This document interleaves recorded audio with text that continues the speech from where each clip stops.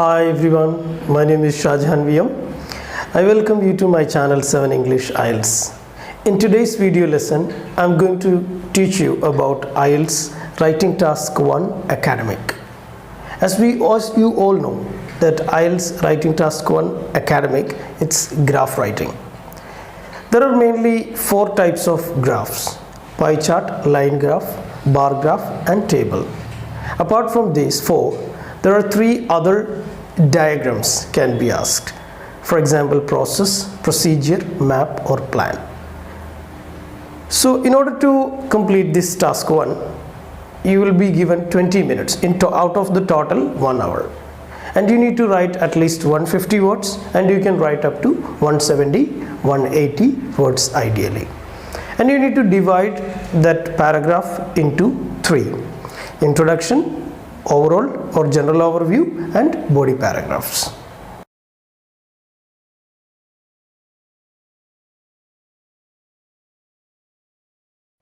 Well, students, my tip number 1 for IELTS Graph Writing Academic Task 1 is to read the question and the instructions. When you look at the question, you need to understand that what type of graph. That of course you will get the idea from the way the graph is shown to you, and need to read and understand what does it represent or what does it show. For example, sometimes it shows the proportion of the leisure activities spent by the both genders, men, women. On the other hand, sometimes you will get a line graph showing that the amount of electricity used during the winter and the summers by the British household. Or sometimes you will get a population in the form of a pie chart, or in the form of bar graph, or in the form of line graph. The global distribution of population, and of course you will be having that distribution of population by the region, divided by the 3, 4, 5 regions. And there are 2 axes, x and y. The x-axis that shows the proportion or the amount or the volume. Okay, and you need to look at that whether it is countable or uncountable. For example, if it is a water, you cannot count it. It's in the form of uncountable. So you need to understand that what type of measurement is made in cubic meters. For example, if it is anything that cannot be counted, like water, for example. And of course, in the y-axis you will have that the time, like from 1990 to 2000. And you need to decide that yes, I have to use that past tense. So understanding the illustration and question, it is also very important to know about what type of tense that you need to write in the report. If the time is past, then past tense. If it is about the present, right, in present tense when you write, you need to be very careful if there is no any time reference is given. So in that case you can write completely in the present tense. And the final thing is that the future, like for example from 1990 to 2030 or 2040, that means it is an estimation, it is a forecasted, it's a prediction. So you need to use the tenses in future tense. It is predicted that, it is estimated that. So this is what understanding the instruction by looking at the graph and reading the questions. So this is why the read the question and understand the instruction is very important. Now the second tip is to paraphrase the question. What do you mean by paraphrase the question? Paraphrase the question means it's a very important thing that in this aspect so many students make a mistake by simply replacing a word by thinking that the word that they replace exactly reflect the meaning. Always it may not be the case, students. So you have to be very careful to paraphrase the word that exactly reflect the meaning of the other word which you found in the question. For example, in the case of population, I've seen many students using the word populace. Actually, it does not exactly paraphrases. So in that case, sometimes it can be considered to be a bit adventurous or a bit risky. Same thing, men and women. In that case, you cannot use boys and girls. You have to use the male and the female counterpart, or you can use both the genders.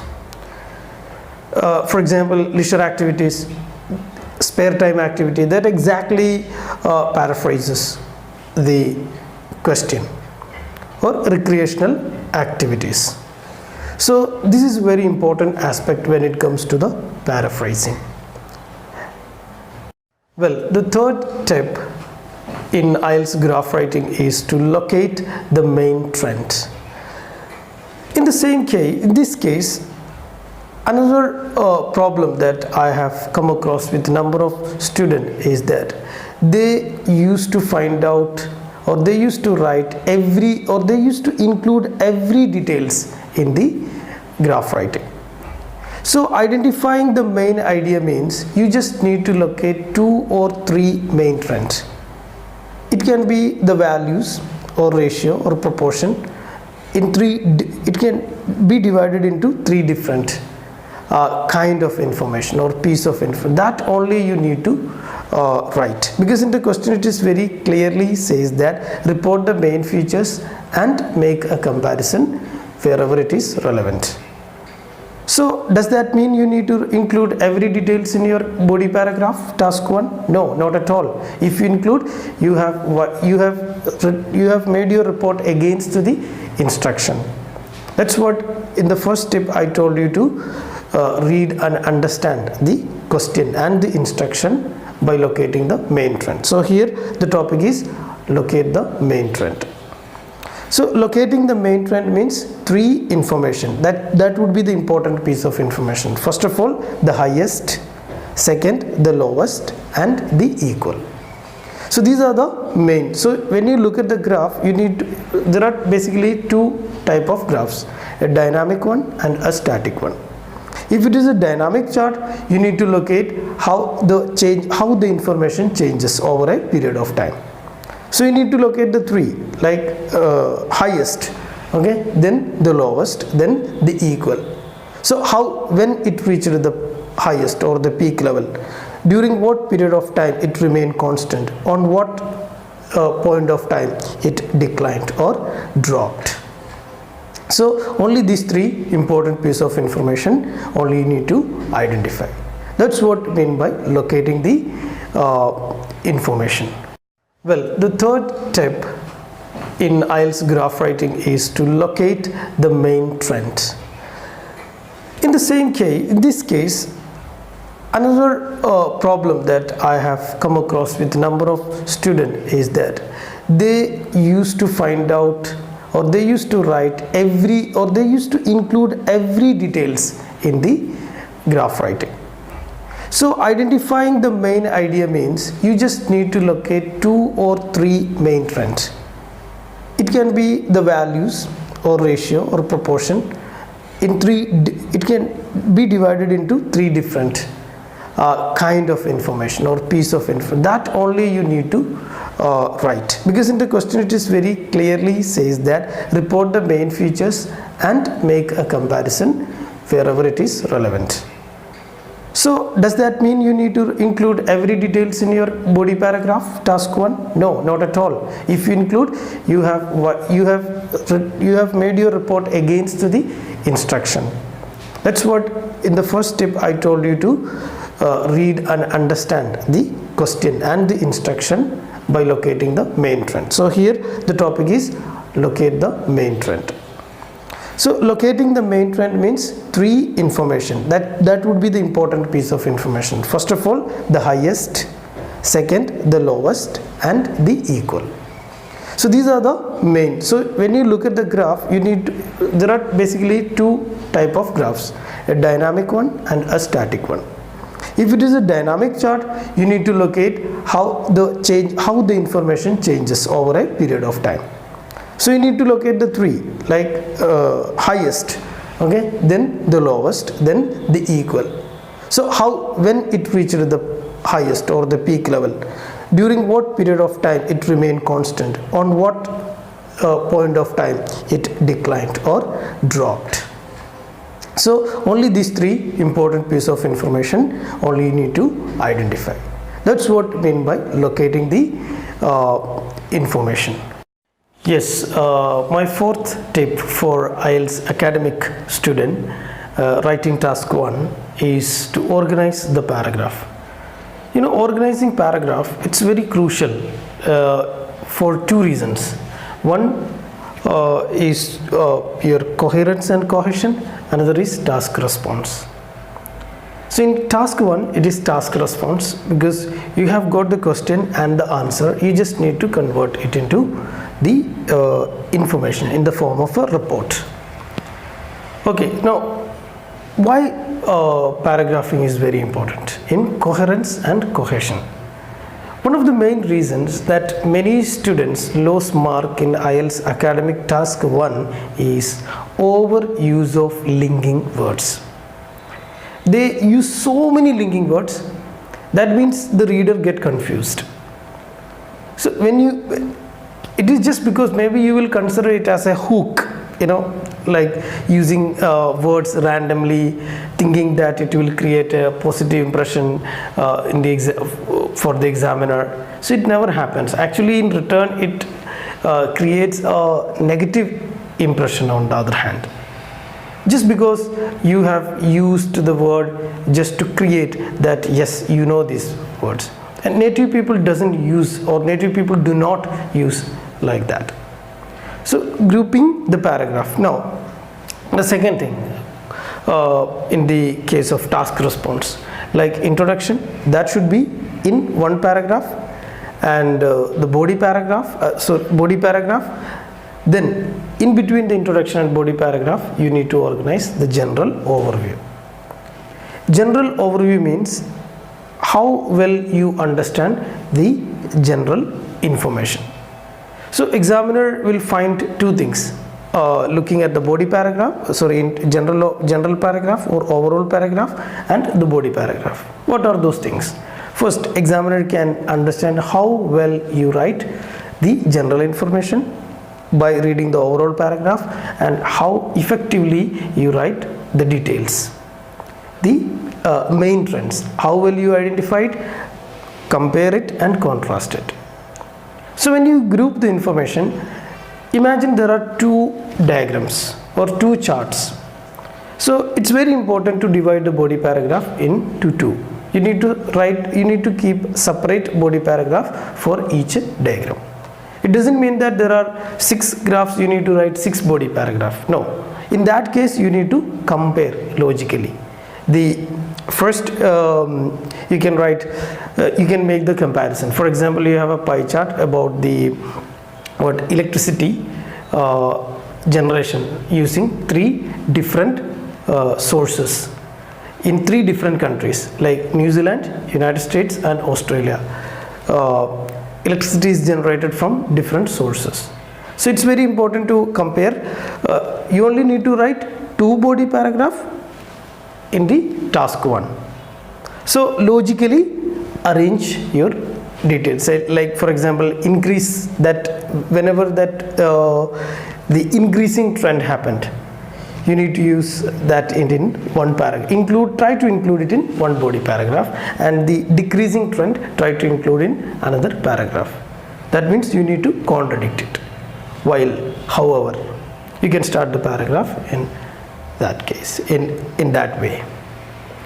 So these are the 2 important tips when it comes to that organizing the paragraph. So it's very, very important, because you are going to get double advantage: task response and coherence and cohesion. Now my last final tips for students who are taking IELTS academic task 1 is to organize your vocabulary. So what you have done first you look at the question and you understood the instruction, and secondly you paraphrase the question, and thirdly what you did, you just identify the main trend, like the highest, lowest and the equal, and the fourth step it was organizing the paragraph, and coming to the final step is to know about or to understand vocabulary. Plan your vocabulary. Sometimes I notice while I correct the IELTS graph writing academic task 1, I find many students using increase, decrease, decrease over and over again. Actually, it is one of the thing that you need to avoid. It can lead you to get negative marking or negative impression from the examiner. Because in band assessment criteria, in the vocabulary criteria, repetition of vocabulary should be avoided. If your vocabularies are repeated, there are chances that your score will be less than 6, maybe 5 or 5.5. So if you want to score 7 and above in IELTS Task 1 academic, it is very important to change the words. Right? For example, in the case of increase, you can write the word rise. For example, in the case of decrease, you can write declined or fell, depending on the type of tense that you need. So if the frequency word like adverb, dramatically, you can write the word significantly, okay, or you can write remarkably. So you need to know about what type of words. So it's very important before you start writing to know about what type of vocabulary and how well you paraphrased it. Make sure that while you prepare the graph writing, before starting the writing, you need to plan the vocabulary. When you plan the vocabulary, of course, you will get more weightage in the assessment criteria called lexical resource. And for 7 above band score, it is very important to have a wide range of vocabulary and wide range of grammar. And of course, if this is like a dynamic or static diagram, so try to avoid using passive form, is decreased or was decreased. So you just follow this simple past or past indefinite tense. Remember, you only need to use the passive voice in the case of process, procedure or diagram, because there is an object in it. So that was my final tips and the total 5 tips for IELTS academic task 1. I hope that you understand these tips very well. If you find this video very useful, please don't forget to leave your comment, and if you want to ask me any queries regarding any of the IELTS modules, you can contact me the number below that I have given here. So most welcome. And of course, if you're watching my channel and my lesson for the first time, please don't forget to subscribe. And of course, I welcome your comments and I love to hear your comments. And of course, hit your like if you found this video useful and if you like it. And of course, please don't forget to share it with your friends. Maybe it would be very useful for them. So see you next time with another lesson. Till then, bye. Take care.